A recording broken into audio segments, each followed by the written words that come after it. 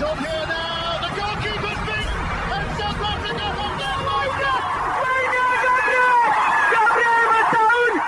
Shagger Sport 2010.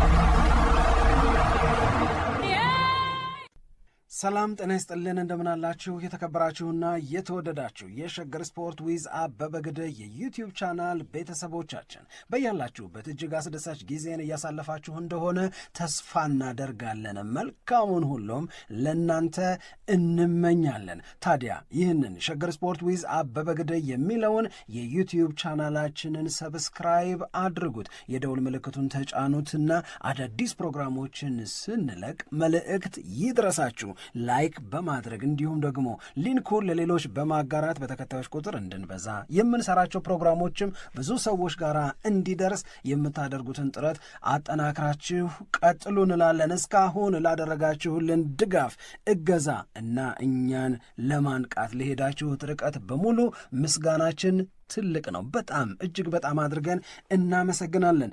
ወደ ጉዳዮቻችን ስንሄድ አስቀድመን ብንነጋገርበት ጥሩ የሚሆነው የአርሰናል ጉዳይ ነው። አርሰናል እና ዋንጫ፣ አርሰናልና ትልቅ ክብር፣ እንደዚሁም ደግሞ የአርሰናል የዘንድሮ የውድድር ዓመት በአሸናፊነት ወይም በሻምፒዮንነት ሊጠናቀቅ የተቃረበ መሆኑን በተመለከተ ምን የሚሰሙ አዳዲስ ነገሮች አሉ? የትኞቹ ጉዳዮች ላይ የአርሰናል ደጋፊዎች ተስፋ አድርገው የጓጓንለት ሊሆን ነው፣ ሊፈጸም ነው፣ ከጫፍ ደርሷል ይላሉ? በማን ላይ ይተማመኑ? ዴቪድ ራያ ላይ ይተማመናሉ? ተከላካዩ ክፍል ላይ ይተማመናሉ? ትላንት ተረጋግጠው የወጣው የቤንጃሚን ዋይት ወይም የቤን ዋይት መጎዳትን በተመለከተ ያው ስጋት ስሜት ተፈጥሯል። ቤን ዋይት አይኖርም፣ ይሄ ተረጋግጧል። የጁሪያን ቲምበር መኖር አለመኖርን በተመለከተ እስካሁን ድረስ አፉን ሞልቶ የሚናገር ሰው የለም። ስለዚህ ሞስኩዌራን እዛ ቦታ ላይ ሊጠቀም ይችላል። አይ ዶንት ቲንክ ዴክላን ራይስን እዛ ቦታ ላይ በድጋሚ ያደርገዋል ብዬ አላስብም፣ በቀደሙ ጨዋታ በቂ ትምህርት ወስዶበታል ተብሎ ስለሚታመን። ስለዚህ እንደዚህ ያሉት ነገሮች ካልሆነ በስተቀረ አሁንም የአርሰናል ተጫዋቾች እንግዲህ ከዚህ በኋላ ይሄ ድግሱ ተጀምሮ ሰው ተሰብስቦ ለድግሱ የሚሆኑ ነገሮች እየተዘጋጁ ይከሽፋሉ ብዬ አላስብም። እኔ ይሄ ኤክስትራ ፕሬሸር ሊኖረው ይችላል፣ ግን የእውነት ለመናገር በጣም ፖዚቲቭ የሆነ ፕሬሸር ነው። ካለም ከሆነም በጣም ወሳኝ የሆነ ፕሬሸር ነው የሚሆነው። ለምንድን ነው ወሳኝ ፕሬሸር የሚሆነው ያልሽኝ እንደሆነ በቃ ይገፋሻል አይደል? ወደ ድሉ ወይ ድሉን አይቀሬ ለማድረግ ማክፈል ያለብሽን ዋጋ ትከፍያለሽ። ማድረግ ያለብሽን ነገር በሙሉ ታደርጊያለሽ እንጂ አትዘናጊም።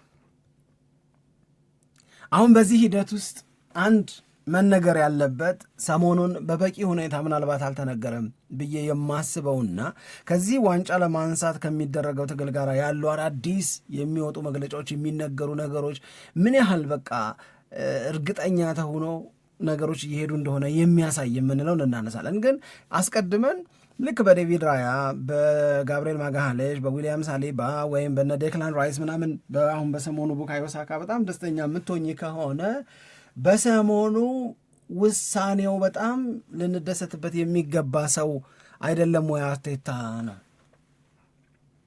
በሰሞኑ ውሳኔው አርቴታን አለማድነቅና እንዲህ ባለ ውሳኔ አርሰናልን በሁለቱ ቀሪ ፕሪሚየር ሊግ ጨዋታዎች አርሰናልን በዋንጫው ጨዋታ በቻምፒዮንስ ሊግ ለድል ሊያበቃው ይችላል ብለን እንድንል አያደርግም ወይ?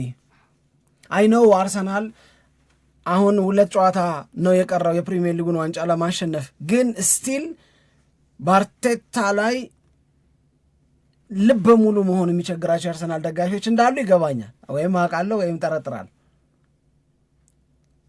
ግን የእውነት ይገምገም፣ የእውነት ይመዘንና የምንሰጠው አስተያየት የምንናገረው ነገር የተመዘነው መመዘኛዎቻችንን ተገኝቶ ተከትሎ ያገኘነው ፋይንዲንግ ላይ ተመስርቶ ከሆነ አይ ዶንት ቲንክ አርቴታን በተመለከተ የምንናገረው ነገር ተመሳሳይ ሆኖ የሚቀጥል አይመስለኝ፣ የሚቀየር ነው የሚመስለኝ። ምን ማለቴ ነው? አርሰናል በድል በሻምፒዮንነት በዋንጫ አሸናፊነት ሊሞሸር ነው። አርሰናል በዘንድሮ የውድድር ዓመት እጅግ የበዛውን የውድድሩን ሂደት በጠንካራ ቡድንነት ነው የተወጣው። የተለመደው የሚያዝያ ሸርታቴ ዘንድሮ ማጋጥሞታል። ከሚያዝያው ሸርታቴ በኋላ ግን እንደገና መልሶ ማገገም ሲጀምር እዛ ውስጥ ሲንግላውት እያደረግን ወይም ነጥለን እያወጣን ስናደንቃቸው የነበሩት ቡካዮ ሳካን፣ ቪክቶር ዮኬሬሽን፣ ዴክላን ራይስን፣ በቀደምነት ጎል ያገባውን ትሮሳርድን ምናምንና ሁልጊዜም ከአድናቆት ለይተ ነው የማናቀውን ዴቪድ ራያን ነው በተደጋጋሚ ስማቸውን ስናነሳ የነበረው።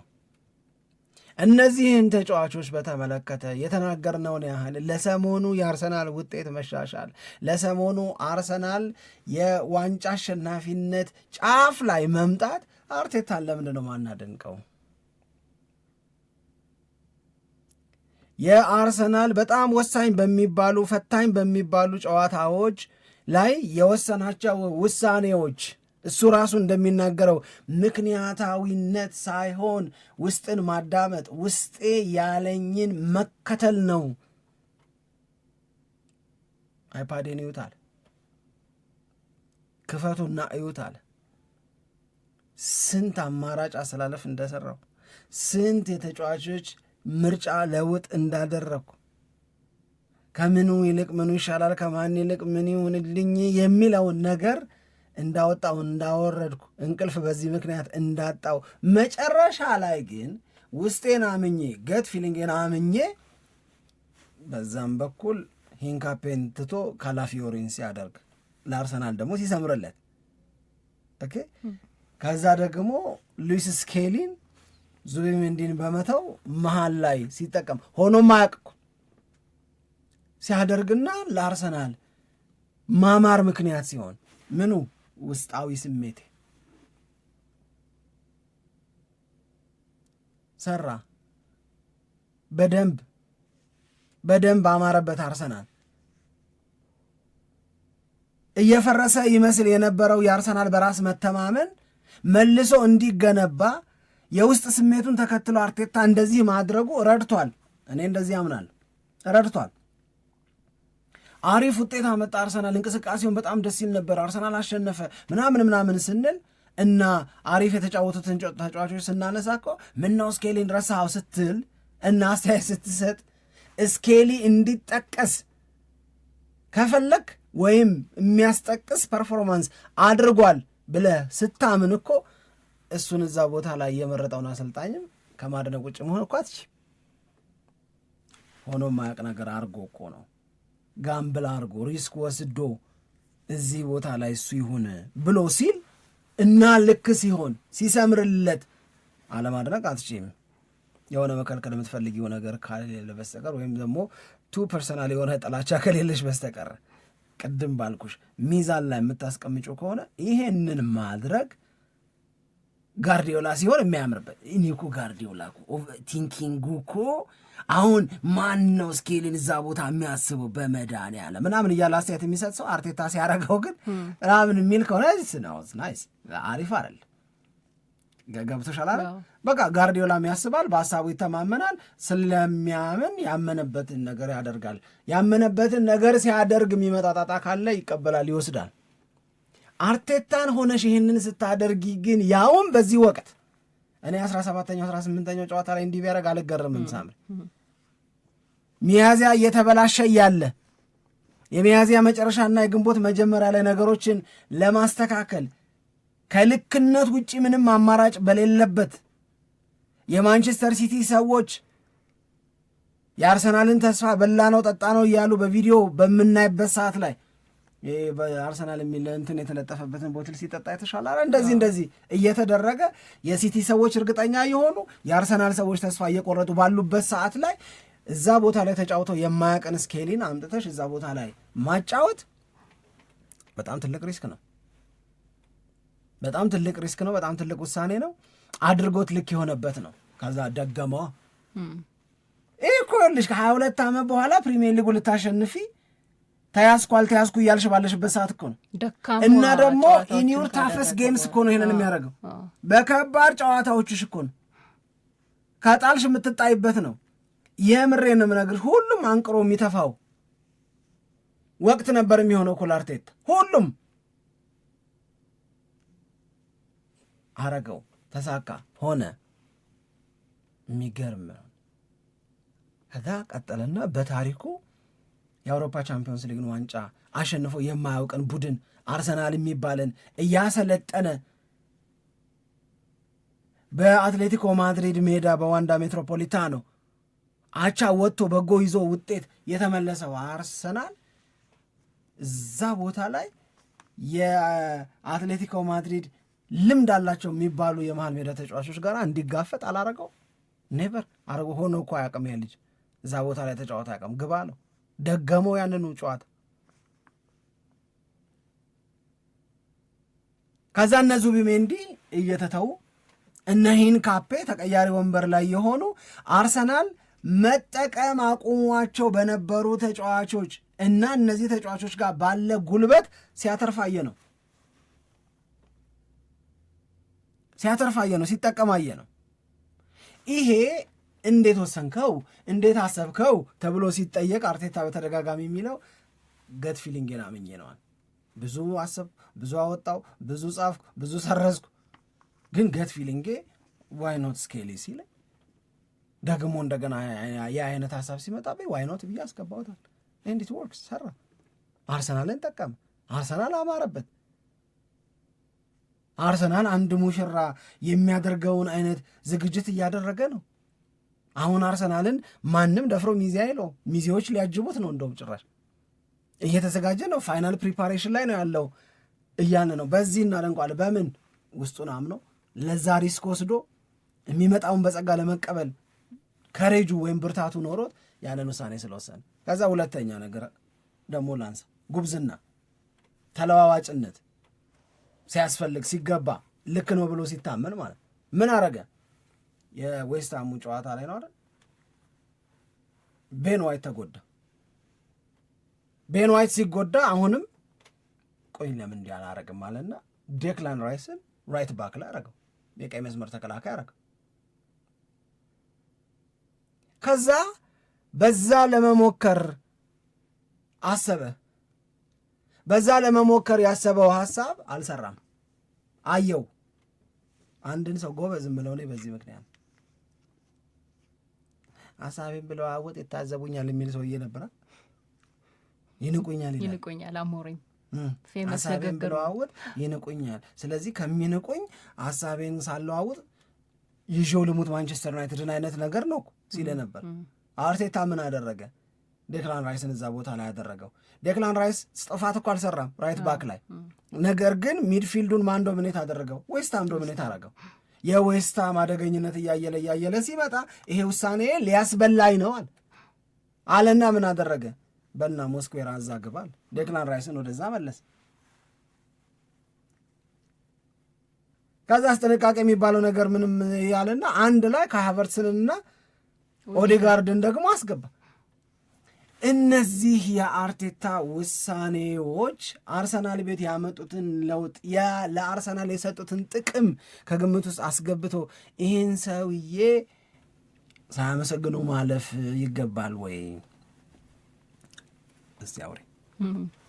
አይ ልክ ነው። የአርቴታን ጉዳይ በሁለት ነገር መታየት አለበት ብዬ ነው የማስበው። አንደኛ የአርሰናል ደጋፊዎችና ሌሎች የትንታኔ ባለሙያዎች፣ የአርሰናል ደጋፊ ያልሆኑ ግን አስተያየት የሚሰጡ እግር ኳስን በተሻለ መንገድ ይረዳሉ የሚባሉ አሰልጣኞችም ጭምር ስለ አርቴታ የሚናገሩት ነገር የተለያየ ነው። በሁለት ነገር መታየት አለበት ብዬ አንድ የምናገረው ከዚህ በመነሳት ነው። የአርሰናል ደጋፊዎች ምናልባት ከመጠበቅ አንጻር ሊሆን ይችላል፣ በጣም ተደጋጋሚ 3 ጊዜ ዋንጫ ጋር እየደረሱ ከመመለስ ሊሆን ይችላል። በብዙ ምክንያቶች አርሰናልና ዋንጫ በዚህ የውድድር ዓመት መገናኘት አለባቸው ብለው እርግጠኝነት ላይ ደርሰዋል። በቃ ይሄ አመት መሆን አለበት ተብሏል። በእርግጥ በአርሰናል ቤት መጀመሪያም ላይ የተሰራው ስራ ይሄ አመት ከዋንጫ ውጭ መሆን የለበትም የሚል ነበረ፣ የውድድር አመቱ ሲጀመር ማለት ነው። ግን እንደ ቅድ ደግሞ ሙሉ የውድድር አመት ላይሄድ ይችላል። ብዙ የሚዛነፉ ነገሮች ሊኖሩ ይችላሉ። ያንን ለመቀበል ምንም አይነት ዝግጅት የለም በአርሰናል ደጋፊዎች። በቃ ዋንጫ ካልሆነ አርቴታ ይሂድ የሚለው ነው በአብዛኛው የሚበዛው። በቃ አይችልም፣ እዚህ ድረስ ነው ፕሮሰስ፣ በቃ በጥሩ ፕሮሰስ መጥቷል፣ ግን ወደ ፍሬ ማብቃት ወደ ዋንጫ ማንሳት አያድግም የአርቴታ የአሰልጣኝነት ጉዳይ ብለው በተደጋጋሚ ይናገራሉ። የሆነ ጨዋታ አርሰናል በተሸነፈ ወይንም አቻ በወጣ ቁጥር በደንብ የምናስተውለው ነገር የአርሰናል ደጋፊዎች ስሜት ከፍ ይላል፣ በጣም ከፍ ይላል፣ በጣም ብስጭት አለው እና በዛ የተነሳ ብዙ ጊዜ አንተ እንደምትናገረው በቃ ቋፍ ላይ ናቸው። የሆነ ምክንያት የሚጠብቅ አይነት አንድ ስህተት ጉዳይ ናቸው። አንድ ስህተት ጉዳይ በቃ አርቴታ የሚያደርገውን ነገር ለመቃወም የሆነ ነገር ነው የሚጠብቁት። አይተናል እኮ በበርንመዝ ጨዋታ ራሱ ተጫዋቾቹ ላይ ገና በስቴዲየም ውስጥ ሆኖ ተቃውሞ ነበረ፣ በተሸነፈበት ጨዋታ ማለት ነው። ስለዚህ የአርሰናል ደጋፊዎች አርቴታ ላይ ያላቸው ስሜት በቃ የሆነች ነገር እስከሚያደርግ የሚጠብቅ አይነት አሰፍስፎ የሚጠብቅ አይነት ነገር ነው። ተቃውሞ ለማሰማት ከዚህ በላይ ካለ ዋንጫ ለመቆየት ምንም ትዕግስት የለንም የሚለው። በሌላ መንገድ ደግሞ ካየነው ብዙ የትንታኔ ባለሙያዎች ስለ አርቴታ የአሰልጣኝነት እውቀት እና ስለሚከተላቸው ነገሮች ወደፊት በኬሪየሩ ላይ ስላለው በጣም ደማቅ የሚባል ጊዜ ትልቅ አስተያየት ነው የሚሰጡት። እንደውም በቅርብ ጊዜ ዴቪድ ሞይስም ሲናገሩ ነበር። እንደገና ፔፕ ጋርዲዮላም ሲናገር ሰምተን እናውቃለን። ሌሎች አሰልጣኞችም የትንታኔ ባለሙያዎችም ሲናገሩ ስለ አርቴታ በጣም ፖዘቲቭ የሆነ ነገር ነው የሚናገሩት እና ይሄ ለሚቀጥሉት ጊዜያት የበለጠ ደማቅ የአሰልጣኝነት ታሪክ መጻፍ እንደሚችልና ትዕግስታውንም እንደሚያስፈልግ ይናገራሉ። ይሄ ሁለት የተለያየ ነገር ነው በደጋፊዎችና በገለልተኞች ወይም ደጅ ባሉ መካከል የሚፈጠር ማለት ነው። ግን ይሄ ሁሉ ነገር እያለ ቅድም አንተ ያነሳው ነገር የበለጠ ገዢ ነው። አርሰናል በውድድር አመቱ ለመጀመሪያ ጊዜ ባክ ቱ ባክ ተሸንፎ ማለት በበርንመስ ተሸንፎ ከዛ በሲቲ ተሸንፎ በፕሪሚየር ሊጉ እነዚህ አይነት በጣም ደካማ የሚባል እንቅስቃሴ ከበርንመስ ጋር አድርጎ ደጋፊዎች ተቃውሟቸውን አሰምተው እንደገና በዚህ ወቅት ላይ ሪስክ መውሰድና ጨዋታውን ማሸነፍ አለመቻል ምን ያክል ከባድ እንደሆነ አርቴታ እያወቀ በውድድር አመቱ ብዙ መሰለፍ ያልቻለውን ተቀይሮ ብቻ ሲገባ የነበረውን ስኬሊን እዛ ቦታ ላይ ለመጠቀም መድፈር ማለት ትልቅ ሪስክ መውሰድ ይጠይቃል። የራሱም ያሰልጣኝነት ኬሪየሩ ላይ እንደመወሰን ነው የሚቆጠር። ባይሰራስ ኖሮ ብዬ እኮ አስባለሁ እኔ አንዳንዴ የራሱም ተናግሯል። በእርግጥ ይሄ ነገር ባይሰራ ኖሮ ምን አይነት ተቃውሞች ሊመጡ እንደሚችሉ አውቃለሁ። ግን የውስጥ ስሜቱ አሸነፈው። በቃ መሆን አለበት አንዳንድ ጊዜ በቃ ነገረኝ ውስጤ እንደምንለው ማለት ነው። ያሸነፈና ሰራ እንጂ ባይሰራ ኖሮ እንዴት እንደሚባል የውድድር አመቱን በሙሉ ሳይጠቀምበት ቀርቶ እንደዚህ አይነት ወሳኝ በሆነ ጨዋታ ላይ እዛ ቦታ ላይ የመጫወት ልምድ የሌለው እና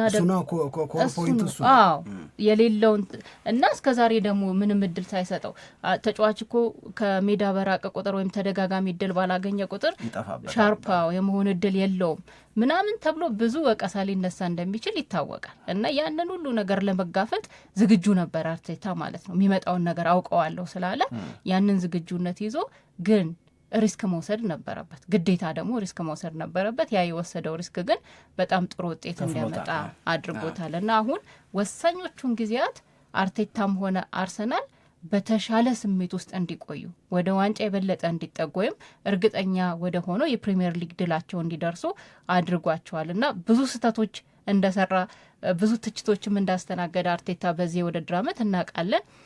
ግን ስህተቶቹ የበለጠ ዋጋ በሚያስከፍሉበት ጊዜ ስህተቶቹ ሳይሆን ውሳኔው የበለጠ ዋጋ በሚያስከፍልበት ጊዜ ግን ይህንን ነገር ማድረጉ ደግሞ የበለጠ ለሱ ጥሩ ስሜት እንዲፈጠርም አድርጓል ብዬ ነው ማስበው እንጂ የወሰደው ሪስክ ግን ከባድ ብቻ። ለማንኛውም ግን ልክ የተጫዋቾቹ በአርሰናል ውጤታማነት ላይ ትልቅ አስተዋጽኦ እንዳደረጉት ሁሉ የአርቴታ ይሄ ውሳኔም አርሰናል በተለየ ሁኔታ እንዲጠቀም አድርጎታል። ምክንያቱም ይኸውልሽ እሱ የወሰነውን ውሳኔ እና የወሰነው ውሳኔ ያመጣውን ውጤት ብቻ ሳይሆን ይሄ ውሳኔ ከመወሰኑ በፊት በዛ ቦታ ላይ ሲጫወቱ በነበሩ ተጫዋቾች ዙሪያ ምንድን ነበር ስንል የነበረው? ዙቢሜንዲ እኮ አልቻለም። በቃ ሌትሊ እኮ አቅቶታል።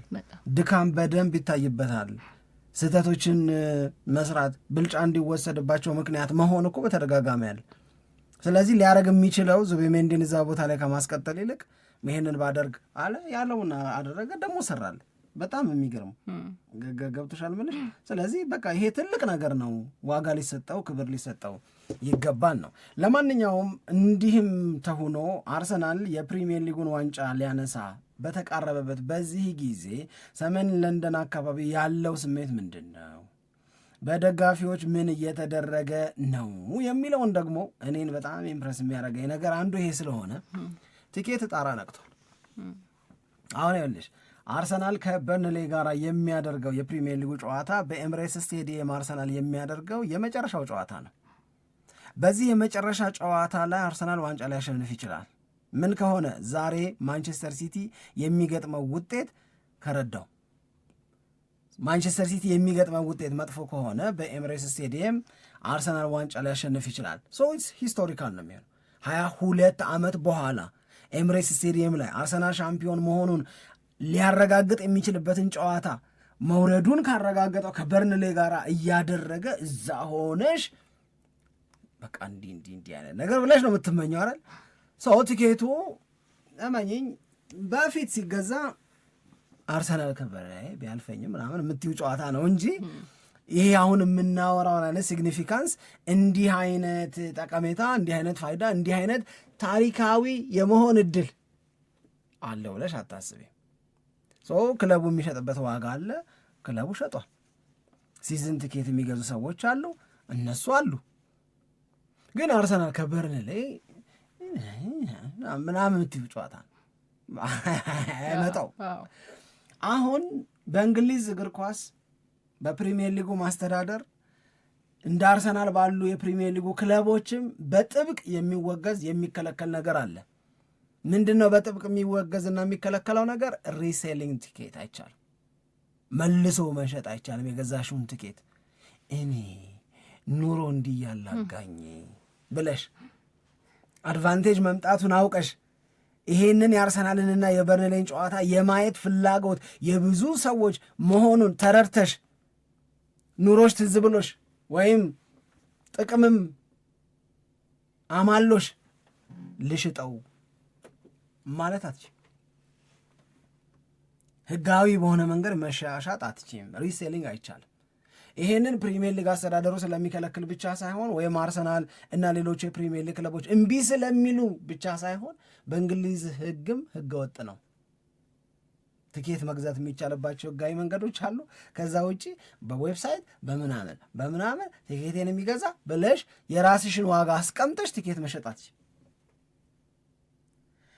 አሁን ምን ያደርጋሉ? ይሄንን ህገወጥ መሆኑን በእንግሊዝ ውስጥ ስለሚያውቁ ቢሮዎቻቸውን ሌሎች ሀገሮች ላይ ከፍታሉ። ሌላ ሀገር ላይ ከፈትና ኦፊስ እዛ ሀገር ያለው ኦፊስ ይሸጥልሻል ትኬቱ። ለምሳሌ አንድ ድንቅ የሚለኝ ነገር ልንገርሽ። አርሰናል ራሱ ትኬት ሲሸጥ ዘንድሮ በፓኬጅ ሲሸጥ ተሞላቀሽ የምታይበትን ቲኬት ሲሸጥ ውድ ከሚባሉት የአርሰናል ቲኬቶች መካከል ሞስት ኤክስፔንሲቭ የሚባለው ነው ምናገርሽ 2112 የእንግሊዝ ፓውንድ የምትከፊበት 2112 ፓውንድ ማለት በኢትዮጵያኛ በጣም ብዙ ብር ነው። ወደ 500,000 አካባቢ ሊጠጋ የሚችል ገንዘብ ነው።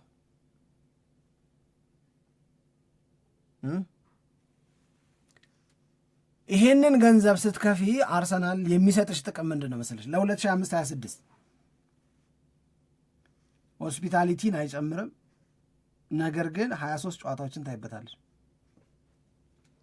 23 ጨዋታ ግን ምን መስተንግዶ የሌለው 4 የቻምፒዮንስ ሊግ ጨዋታዎች ናቸው የምታይበት። ይህንን ቲኬት ስትገዢ ብዙ ነው። አሁን 23 ጨዋታ ልታይ የምትችይበትን 4 የቻምፒዮንስ ሊግ ጨዋታ ልታይ የምትችይበትን ዋጋ አስቢው። እንደነዚህ ያሉ አገልግሎቶች ደግሞ ይሄ እንግዲህ ቦታ መረጣ ምናምን የሚባል ነገር አለ አይደል? ርካሽ የሚባለው ደግሞ አርሰናል ብዙ ጨዋታ የምታይበትን ትኬት 1127 ነው የሚሸጥልሽ። 1127 የእንግሊዝ ፓውንድ። አሁን የአርሰናልንና የበርንሌይን የሳምንቱን መጨረሻ ጨዋታ አርሰናል ምናልባትም ከ22 ዓመት በኋላ የፕሪሚየር ሊጉን ዋንጫ ማሸነፉን የሚያውቅበትን ጨዋታ ግን በሪሴሊንግ 1200 ፓውንድ በላይ የተሸጠ ነው። አንዷን የ90 ደቂቃ ጨዋታ እስራኤል ሀገር ነው ያለው ኩባንያው አሻሻጩ። አርሰናል ሪሴሊንግን በጣም አጥብቀው ከሚቃወሙ አሁን በዚህ አርሰናልና የበርንሌይ ጨዋታ ላይ እንዲህ ባለ መንገድ ተገበያይተው ወደ ሜዳ የሚገቡ ወደ ስቴዲየም የሚገቡ ሰዎችን ለመቆጣጠር ልዩ ነገር አደርጋለሁ ብሏል። አንድ በይን አይዲ ልጠይቅ እችላለሁ እያለን አሁን የተወሰኑ የእንግሊዝ ፕሪሚየር ሊግ ክለቦች እንደው በዛው እንትኑን ልንገርሽ አሰራራቸው አርሰናል፣ ማን ዩናይትድ፣ ሊቨርፑል አይነት ክለቦች ቲኬት ምናምን ይሄ በኪዋር ኮድ ሞባይልሽ ላይ አሳይተሽ መግባት ትችላለሽ። ከዛ እኔ ለአንቺ መሸጥ ስፈልግ ኪዋር ኮዱን ነው ምልክልሽ። ከዛ ኪዋር ኮዱን እስካን ያደረግና ትገቢያለሽ። ከአንዴ በላይ እስካን ያደረግማ በቃ አለቀ፣ ትገቢያለሽ አንቺ። በዛ መንገድ እንትን ያለ አሁን እንደዚህ አይነት በጣም ከፍተኛ የሆነ ፍላጎት። ለምንድን ነው ፍላጎቱ ያደገው? አርሰናል ዋንጫ ሊበላ ነው ከስንት ዓመት በኋላ ከ22 ዓመት በኋላ እናማ እዛ ማቅረት የለብኝ ምናምን ይላል። ስለዚህ በዚህ መንገድ መገበያየት እንዳይኖር ጥብቅ ክትትል ይኖራል። አይዲ ልጠይቅ እችላለሁ፣ ሜምበርሺፕ ምናምን ላይ እችላለሁ ምናምን እያሉ ነው። ዲማንዱ ግን ሀይ ነው። ሳምሪ ምንስ ቢደረግ ለዚህ ዕለት እያለ ነው በጣም ብዙ ሰው። ይሄንንም እድለኛ ሆነሽ ካገኘሽ ነው። እንደዚህ ባለ መንገድ ገዝታችሁ መሆኑን ካወቅኩኝ ትኬቱን ሰርዘዋለሁ። ትኬቱን መሰረዝ ብቻ ሳይሆን ለሌላ አሳልፎ የሸጠ ሰው መልሶ ሲዝን ቲኬት የሚገዛበትን እድል ዘጋዋለሁ። ማስፈራሪያ ነው። ምክንያቱም ዲማንዱ በጣም ከፍተኛ ነው። በጣም ከምነግርሽ በላይ ከፍ ያለ ነው። አንዳት ሁለተኛ መግለጫ ክሪስታል ፓላስ በውድድር ዓመቱ መጨረሻ ጨዋታ አርሰናልን ስገጥም ትኬቴን እሸጣለሁ ብለህ ለአርሰናል ደጋፊ እና እውነት ነው እና አንዳንዱ ዋጋ ይኸውልሽ ርካሽ ነው። እዛ ክሪስታል ፓላስ ሜዳ ግን እየተነገረች ነው። አሁን የአርሰናል ስቴዲየም ስትገቢ የአርሰናል ደጋፊ ሆነሽ ከደጋፊው ጋር አብረሽ ለመደሰት ለመጨፈር ሰሜን ለንደን ቀይ ነው ምናምን ለማለት ነው። ከ22 ዓመት በኋላ ዘ ዌቲንግ ኢዝ ኦቨር ምናምን ልትይ እኮ ነው። ግን ገንዘብ ከሌለሽ ርካሹን ስትገዢ ከበርንሌ ደጋፊዎች ጋር የሚያስቀምጠው ትኬት ነው አሉ። በእናትሽ እኮ በቀደም ከዌስትሃም ደጋፊዎች መካከል እንደነበረው የአርሰናል ደጋፊ ማለት ምንም አማራጭ የለውማ።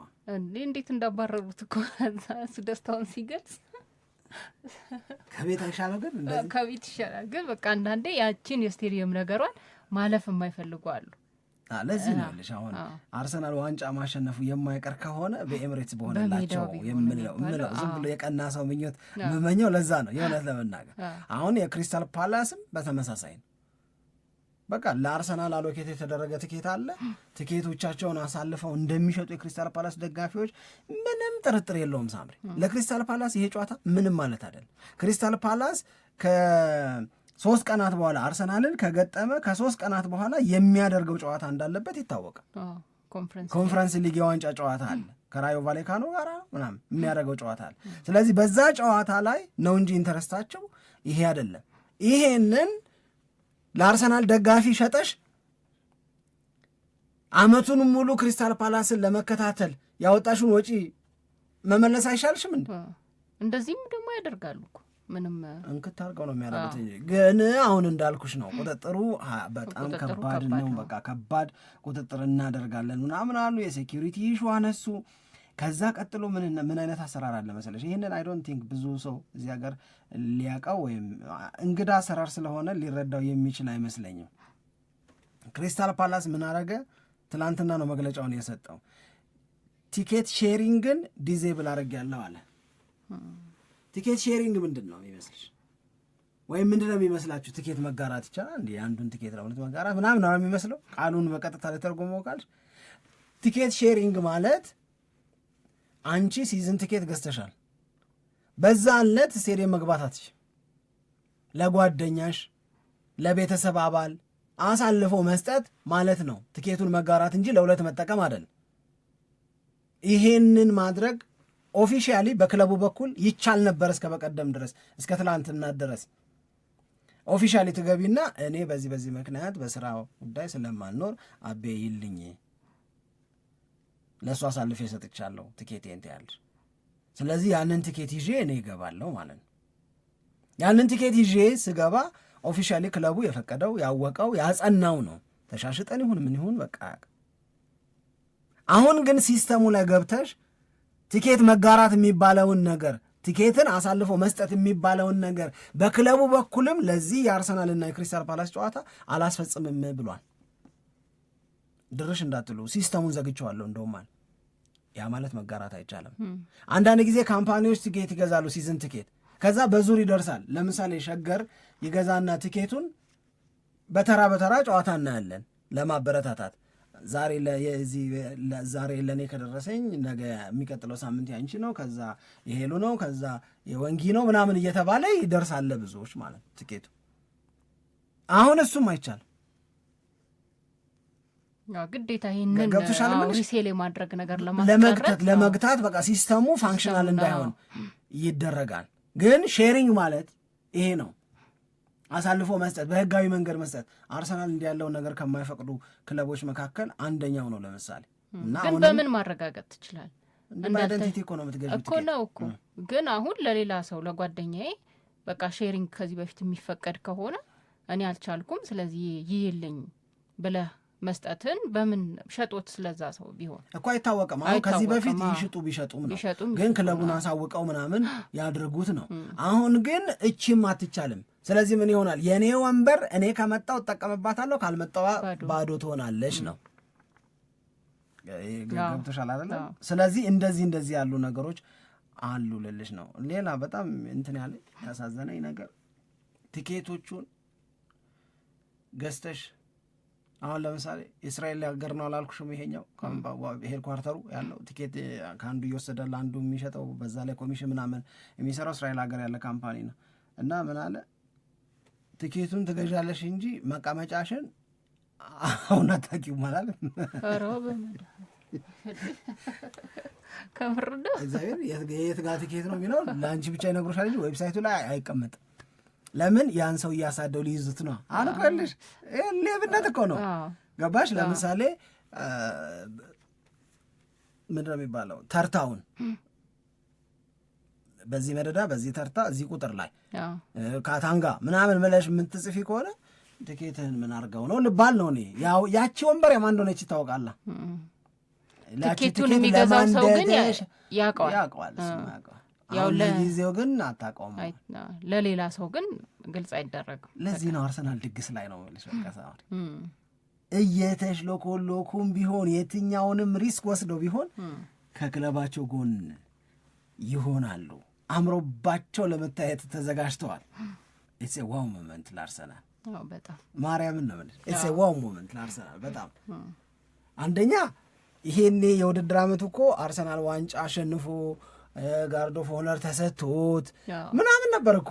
ይሄኔ እኮ ያበደም አብዶ በደስታ አቅሉን የሳተም አቅሉን ስቶ ምናምን ይሄኔ እነዚህ ሁለት የሚመጡ ጨዋታዎች ዋጋ የሌላቸው ይሆን ነበር ከዋንጫ አንጻር ካየው።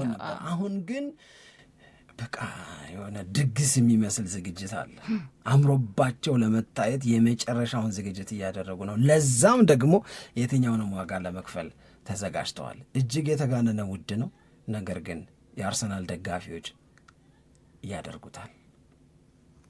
ቡድናቸውስ ያደርገዋል ወይ? አብረን እንይ ነው። በጣም በጣም ኃይለኛ ዝግጅት ነው እየተደረገ ያለው። እንግዲህ ዛሬ የሚደረገው ጨዋታ ደግሞ በዛው ልክ ይጠበቃል። ዛሬ ማለት ያው ማንቸስተር ሲቲ ከክሪስታል ፓላስ ጋር የሚያደርገው ጨዋታ የሚጠበቅ ነው። ምክንያቱም የዛሬው ጨዋታ ላይ የሚመዘገበው ውጤት በበርንሌይ ጨዋታ ላይ አርሰናል ዋንጫ የሚያነሳበትን በሜዳው ይዞ ሊያረጋግጥ ወይንም ያንን ውጤትም ይዞ ሊመጣ ስለሚችል በጣም ይጠበቃል። ጋርዲዮላ አላለቀም እያለ ነው። ጋርዲዮላ አላለቀም እያለ ነው። በፍጹም እንመለስበታለን። እሱን እንመለስበታለን። አድማጮች በያላችሁበት ቆይታችሁን ከኛ ጋር አድርጎ እንላለን። ጥሩ ጊዜ፣ መልካም ቀን እንዲሆንላችሁ እንመኛለን።